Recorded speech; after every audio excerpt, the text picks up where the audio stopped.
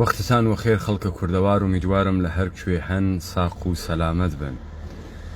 لە دوای ڕووداوە بنیادیەکانە دەوڵەتە کۆرپۆرەیتیە عێراقی و تەحلیلێک کە ئێمە کردمان و حکمێک کە ئێمە دامان کە گوویە هەیکەلە سیاسیە پارتی و یەکێتی مردگە و ئەوان هەل لە ڕۆژە ئەوەڵی شەو ئەیانزانی وها اتفاق و ڕووداوێکیان بۆ ئەکەوێ ئەوان تۆمارکەرە مێژوویەک بوون و ئەو مێژووە بۆ ئەوان مێژوویەکی ئاشناس و ئەوان دەیانزانی کە ڕۆژێک دەبێ بەجێی بێڵن، بەڵام لە شوێنە ئەم گشتە پرۆپاگاندا کە کردیان دەبوایە مردم تا دەقیقەی ئاخر ڕاگرن و لێو دووە بە بیان و پاساوە خیانەتە ئەمریکا دەرچن.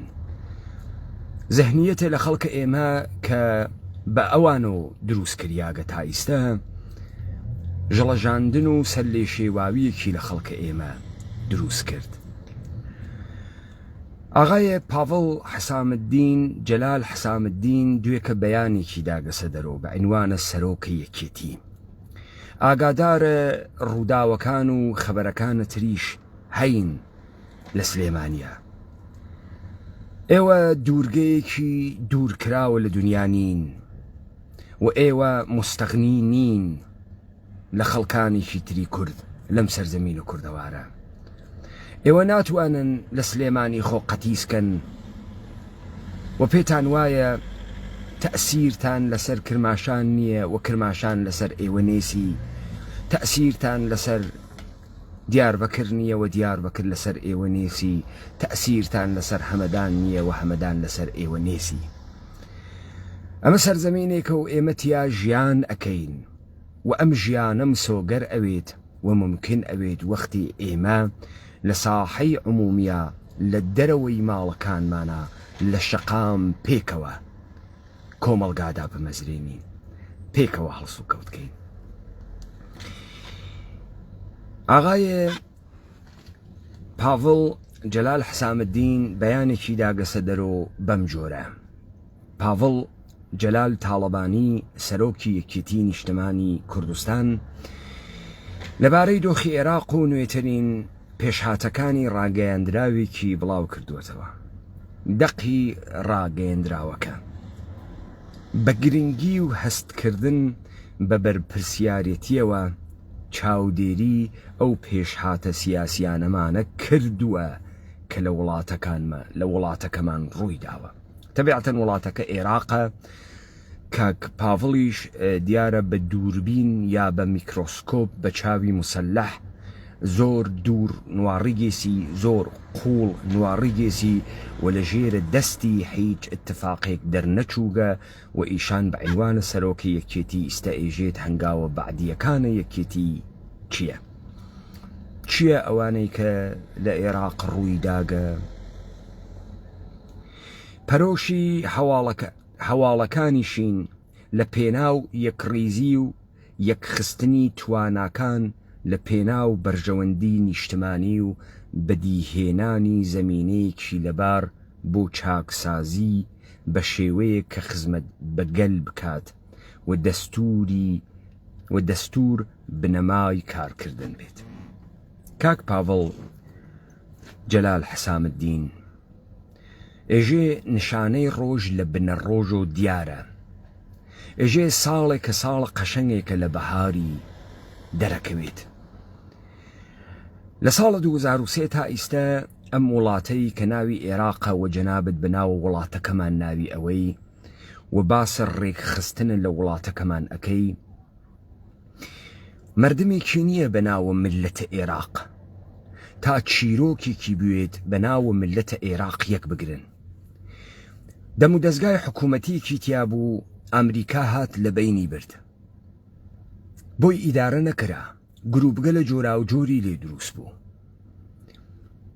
هات ئارامی ڕابگرێت، ئەم گروپگەلەی کرد و حیمایەتی کردن پوڵی پێدان تا ئەم گروپگەلە بتوانن نەمایشێک لە وڵاتە عێراقی بۆ بکەن.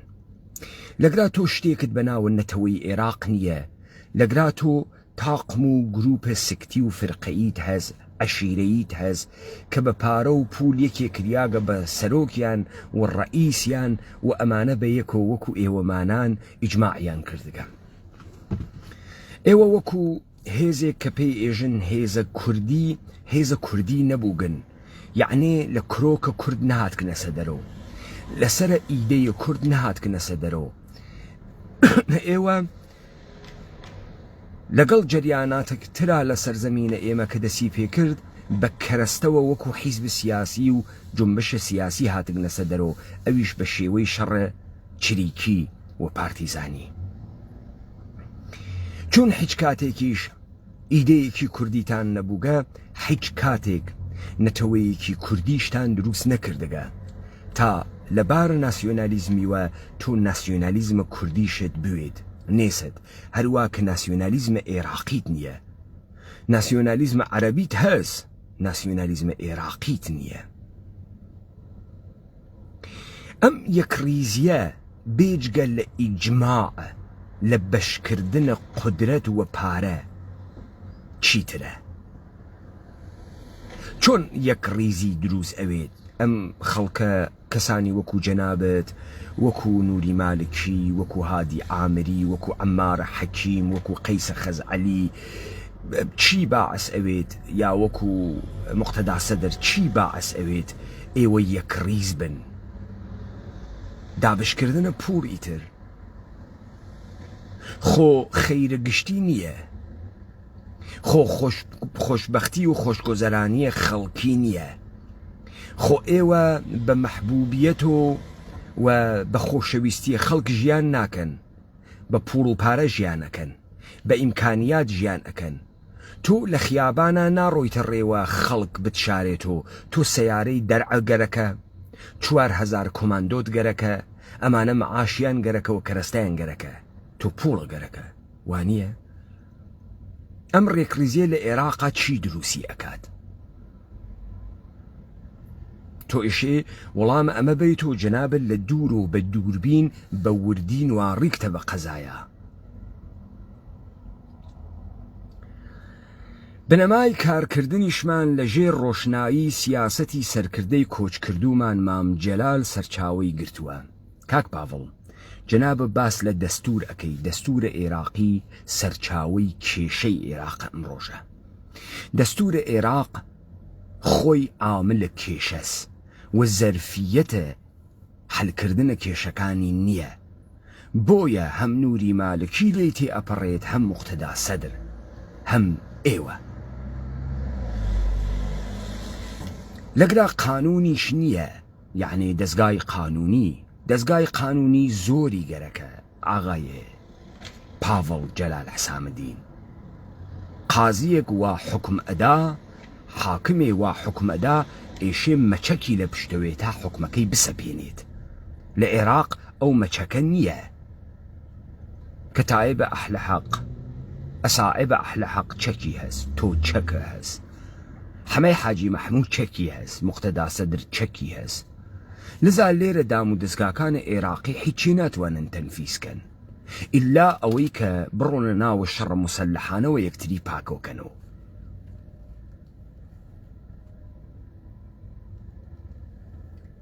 ئەمما خەڵکە کورد، با من نەسیحەتێکەکەم ئاغایە پاڤڵ جەلال حسامدین. خەڵکە ئێمە اتفاقێکیان تیا کەوتگە بۆ خاترەوەی باش لە مەحاڵی بووین، ئەهان لە سەردەمی کاین ئیتر گۆرانی کوردی دروست ناوێت، گۆرانی فولکلۆر دروست ناوێت. ئەها ئەوەی هەمانە شعر و خشتەکانە فولکلۆر و کۆنە ئەزانی بۆ لەبەرەوەی جاران ئینسانەکان هەر یەکتریان هەبوو، بەڵام ئینسانەکان ئیمڕۆژ کالایان هەست. جاران ئینسانێک هەموو دەغدغەی ژیانی ئەوە بوو لەگەڵ ئینسانەکانە بێت، لە ناو ئینسانەکانە مەحبوب بێت، قارەمان بێت، خۆشەویست بێت، بۆیە زۆر بە سادەیی ئەیتوانی قسە بکە، ئەحساساتە خۆی دەربڕێ. بەڵام ئیمڕۆ کابرا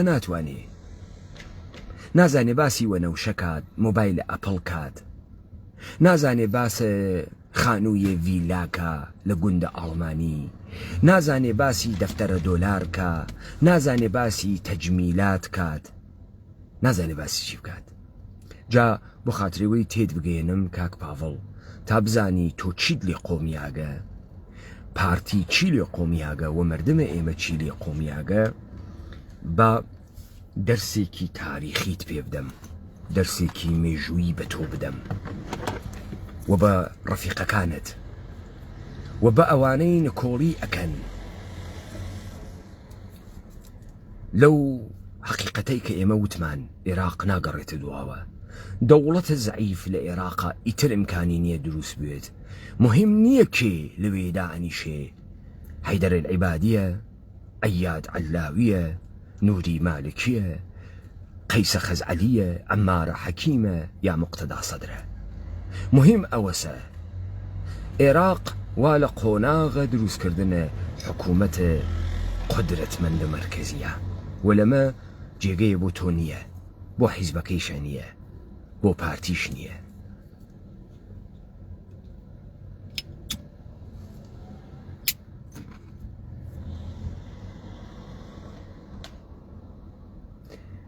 فولکلۆرێکی لە ڕستانت بۆ لێ ئەدەم و لەسەر ئەوە دەرسێکە پێ ئەدەم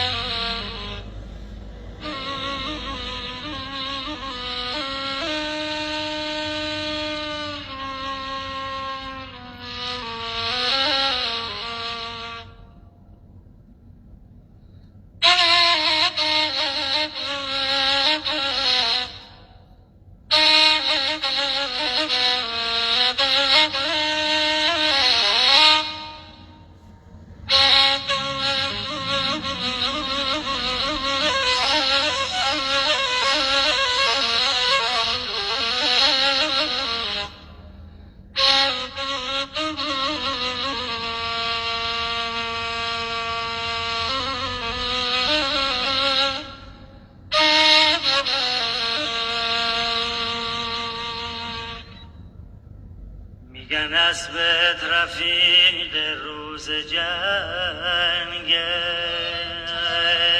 ما میگویم از او بهتر تفنگ میگن اسبت رفیق روز جنگه ما میگویم از او بهتر تفنگه ایژن اسپکت رفیق روز جنگه من ایژم لأسب باشتر تفنگه رفیق روژ شەڕ چییە؟ تفەنگە ئەمە دانەیە ئینسانە کوردی ئێژێتی وزوانە خۆی ئێژێ ئێژن کە ئەسپەکەت ڕفیق ڕۆژە شەڕە من ئێژم لە ئەسپ باشتر تفەنگە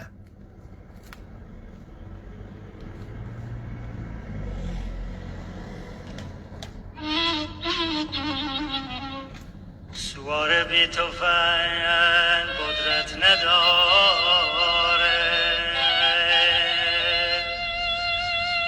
سوار وقتی تفنگ داره سوار بی تفنگ قدرت نداره سوار وقتی تفنگ داره سواره سوار بی تفنگ دەسەڵاتی نییە قدرەتی نییە هێزی نییە سوار وقتی تفنگ داره سواره سوار وقتی تفنگی هست سواره لأولوتی چی ئێژن ئەسپەکەت ڕفیق ڕۆژ شەڕە من ئێژم لە ئەسپەکەت باشتر تفەنگە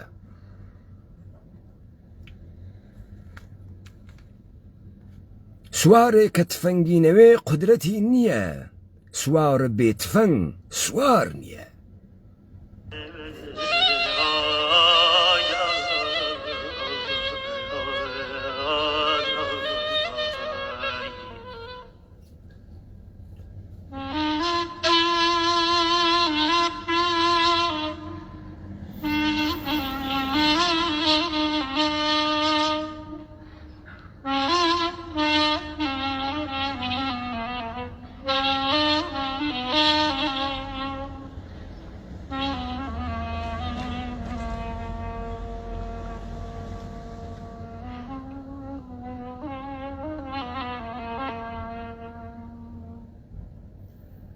تفنگ دست نقرم را فروختم برای ول قبای ترم دود. تفنگ دست نقرم را فروختم برای وی قبای ترم دوختم. تفنگ دست نقره یکه دست زیوی یکم فرۆشت تا بۆ ئەو کەوای ترمە بسێنم. تفەنگ دەسە نوقرەیی دەسە زێویم فرۆشت تا بۆ ئەو کەوای ترمە بسێنم.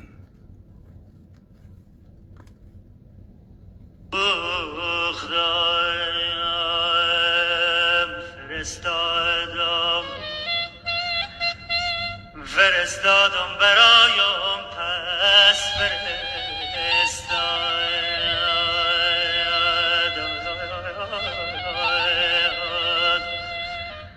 تفنگ دست نقرم داد و بیداد داد و بیداد داد و بیداد. کەواتە وتی تفەنگی دەستە زێوینم فرۆشت دامە کەواوێکی ترمە بوو ئەو ناردم بۆی ناردیەوە بۆم. تفەنگ دەستە نوقرەم داد و بیداد داد و بیداد داد و بیداد. تفەنگ دەستە نوقرەم دا و بێداد دا و بێداد دا و بێداد. نەیوت ئای لە ڕەنجە بەرباد چووگم نەیوت ئای لە عشق بەرباد چووگم وتی ئای لە تفەنگم داد و بێداد لە تفەنگم داد و بێداد لە تفەنگم.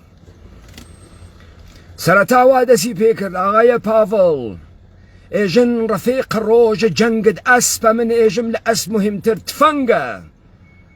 سوارێ تفەنگی نەوێت دەسەڵاتی نییە سوارە بێ تفەنگ سوار نییە. تفەنگ دەستە زێوینەکەم فرۆشت دامە کەواوی ترمە بۆی ناردم بۆی هەناردیەوە بۆم. تفەنگ دەستە زێوینم داد و بێداد داد و بێداد. ئەمە حکایەتە ئینسانێکە وا تەمام دەسەڵاتە خۆی لە پشتە وەهمێکە بەرباد ئەداوە تەسلیمە کەسێکی ئەکاو ئەو وەهمە پاڵی پێوە ئەنێ لە پڕێکە هەڵ ئەسێتۆ ئەژێ ئاخ لە دەسەڵاتەکەم داد و بێداد لە دەسەڵاتەکەم چیم کردوە خۆم. تفەنگ دەستە نوقرەم داد و بیداد داد و بیداد. ئەگەر پیاگوی ئەگەر کوردوی داخ لەوە گەورەتر نییە. ئێوە تەمام قودرەتتان لە خەڵکە ئێمە سەند خۆتانیش بردتان داتانە دەوڵەتانە مندەقە. ئەوان نەیان کردە بەر و هەناردیان و ئیستە تۆمەشایە دانیشتایی تا بدوتایە کوردایەتیم داد و بێداد خەڵکە کوردم داد و بێداد. ئێوە قەت خەڵکە کوردتان لەگەڵ نەبوو قەت کوردانتان لەگەڵا نەبوو قەت لەگەڵتانە نەبوو. بۆیە ئێوە نازانن کوردێکە خەڵکی لەگەڵا نەبێت چریکێکە خەڵکی لەگەڵا نەبێت قودرەت نییە. هێزە نظامیەکە خەڵکی لەگەڵا نەبێت هێزە نظامی نییە. تۆ تەمام ئەمانەت فرۆشت دات بە دەستورە عێراقی دەستورەکەیان بۆت هەناردۆ هێز و قودرەتم خەڵکە کوردم داد و بێداد داد و بێداد. ئێستام خەڵکی کوردە خۆی بێدەسەڵات ئەوێنێت خۆی تاکوتەریا ئەوێنێت خۆی هاڕیاگ ئەوێنێ ماتەڵە هەرکە لەولاوە بێت سوارە ملی بوێت ئەو بێت و ئەرباب و ئەم بێت و نۆکەری.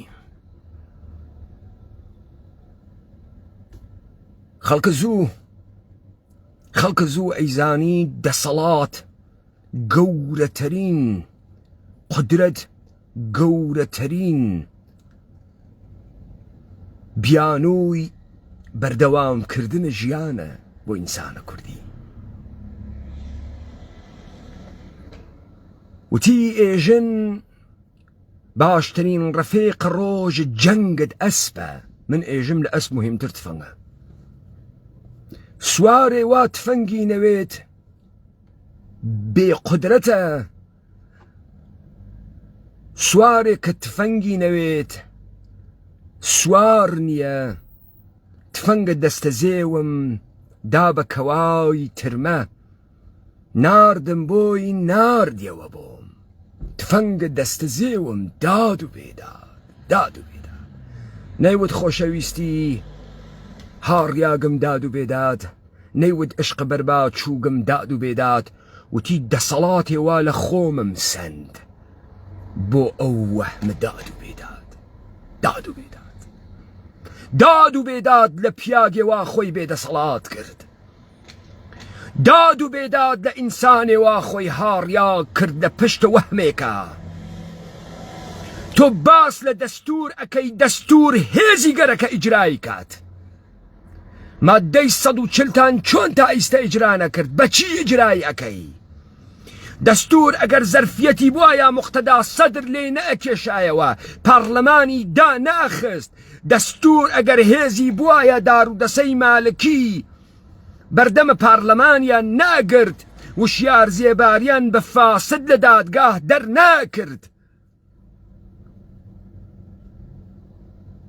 قانون ئەگەر هێزی بوایە، هێزی ئیجرایی بوایە، خۆی ئەسەپاند. هەسی چیەکەی کاک پاڤڵ؟ ئیستا ئەو جۆرەی کە لە سلێمانی نەمایش ئەدەن هێز ئەجوڵێنی تۆ بۆ بەغا؟ تۆ باس لە دەستورەکەی، لێو دوایەژی هێزە سیاسیەکان بێن. دەی دەستور ئەگەر دەستورە ئەشێ مؤسساتە حکوومەتی بێ، ئەو زۆری هێزە سیاسی چ کارەس؟ تۆ چ کارەی؟ تۆ حیزبێک نییە مەگەر لە دەوڵەتە عێراقا، لەگرا قودرەت دەوڵەتە عێراقە، تۆ حیزبی. قەیسە خەزعەلی حیزبە، نوری مالکی حیزبە، مقتەدا سەدر حیزبە. ئێوە چ کارن؟ تۆ تێی بۆ نجاتدانە دەستور، هێزە سیاسیەکان تێری بعدێژی دەستور کارەکە. تفەنگە دەستە نوقرەم داد و بیداد، داد و بیداد. سەرتان لێ شێویاگە،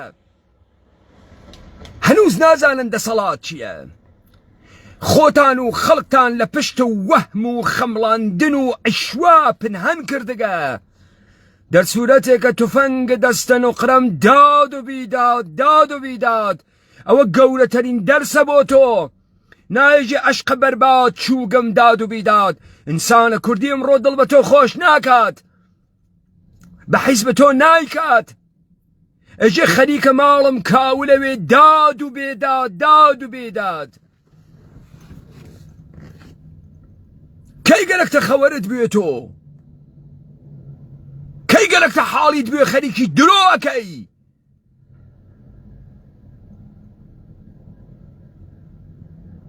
بۆ ئەم مەردمە ئێمە ئەگەو جێنن؟ بابا مردمە لە پیاک بوونیش کەوتگە. پیاگی دەسەڵاتی نەبوو مەرگی خۆشە، پیاگی قودرەتی نەبوو مەرگی خۆشە. ئێژن ئەسپەکەت ڕفێق ڕۆژ جەنگە، من ئێژم لە ئەسپ مهمتر تفەنگە، دەسەڵاتە، قودرەتە. ئێوە خەڵکە ئێمەتان تووک نەرم کردووە لەم قسانەی تر نازانێت. نازانێ باسی ئەمریکا ئەکاو یاسای نێو دەوڵەتی. عشقەکە وا تەمامە کەرامەت و مەردانەگیتی بۆ هەنێریێ هەنێرێتەوە بۆت. بەڵام تۆ ئەوەنە پیاگ نییەی بێژی دەسەڵاتە بەرباد چووگم داد و بێداد، داد و بێداد، داد و بێداد. پارتی وەکێتی حکوومەتە هەرێم مەرگە سیاسی کردگە.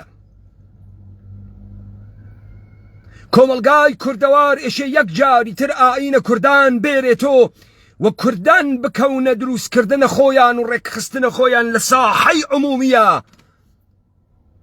هێوە تەواویەتە کوردایەتیتان برد و دەسی تەقدیمە نظامە سوڵتەتان کرد. تا بووجە بێرن نەیان هەناردوو تفەنگت دەستە نۆغرەم داد و بێداد ئاخ لە ئەوەنە غیرەت ئاخ لە ئەوەنە ئەقڵ ئاخ لە ئەوەنە ئەسالەت کوردیەت کابرا تێبگا خۆی خەساندگە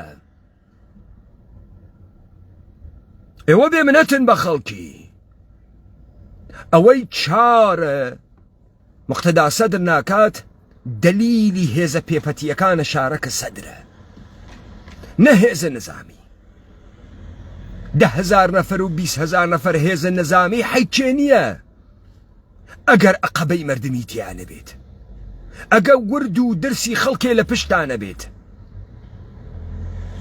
حیچێ نییە نەمایشە کارتۆنە شانۆگەریە حیچێ نییە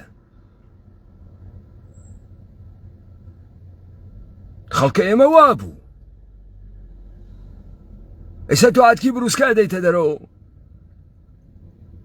حەلیەکەین بەچی حەلیەکەی چۆن حەلەکرێت کابرا دەسەڵاتی ئەس چۆن حەلیەکەی بەدەسەڵات حەلیەکەی بەڵێ ئەگەر ئیستا تۆ 3 ملیۆن نەفەر خەڵکە باوەڕدایەتە سەر خیابان ئەم خەڵکە ورد و درسی هاواری کردایە لە مقابڵە ئەم کەسافەتە بوێسیایە وەڕاستی بکردایە درۆی نەکردایە وەکو نەمایشەکەی کەرکووک نەوایە ئەو وەختە دنیا حساوی بۆ تۆ کرد چون نێتوانی بەسەر جنازەی 3 ملیۆن نەفەرا بڕوا بۆی سەنگین تەواوە خەیلی سەنگین تەواوە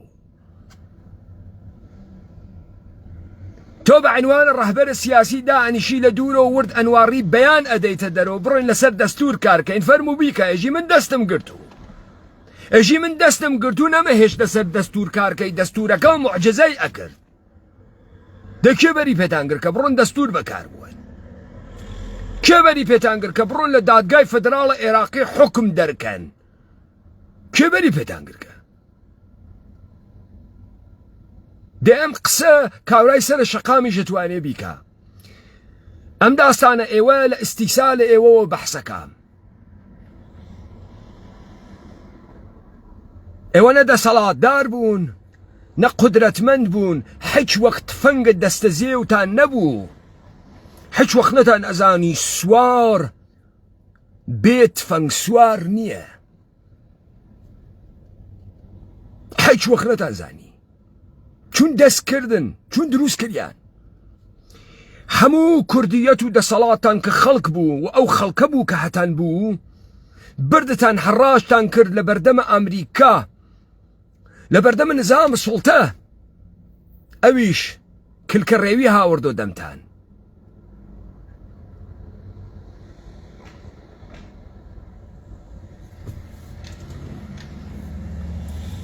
ئەمانە بۆ تۆ نییە کاورای لووسکە بهنام بۆ تۆ نییە ڕۆڵە گیان تۆ خۆ ناڕەحەت مەکە پاڵکەوە بۆ خوات با بگوزەرێ بوت بۆ تۆ هەر پەیدا ئەوێ سوارکار تۆ نگەران بۆ عەزیزەکەم خرخاڵەکان ئەشکێت ڕۆڵە گیان ئێمە لە ناو ئەم جامعە زندگیەکەین وەکو تۆ نێنە ناوی پەستۆ خەڵکێشینە سەر خۆمان ڕۆڵە گیان بۆ تۆ تێت بۆ تۆ خەڵک تێتە پشتە ماڵ ئێمە واینە ناوە جامعە بیر لە خۆمانەکەینەوە قەرتیاک زاق و زووختان ئەوێنم وەختێ تێتان تێگیرێ و دەرەچن ئەتان وێنم دەیان بار چاوم پێتان کەوت دووبارە چاوم پێتان نەکەوێ خۆ لە ڕوو ناکەوی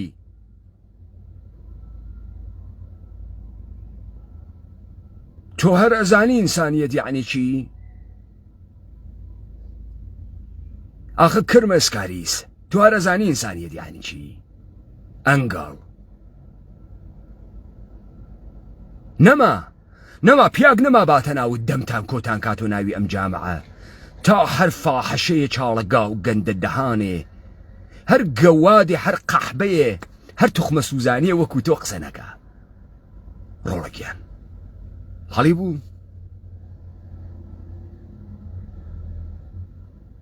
لیان قۆمیاگ ئاغەگیان تەواو بوو گەکاریان خۆشیان خازەزانن تەواو بوو گەکاریان واجبە سەرشانە ئێوەس بیرێ لە خۆتان بکەن و داد و بێداد لە دەسەڵاتە خۆتان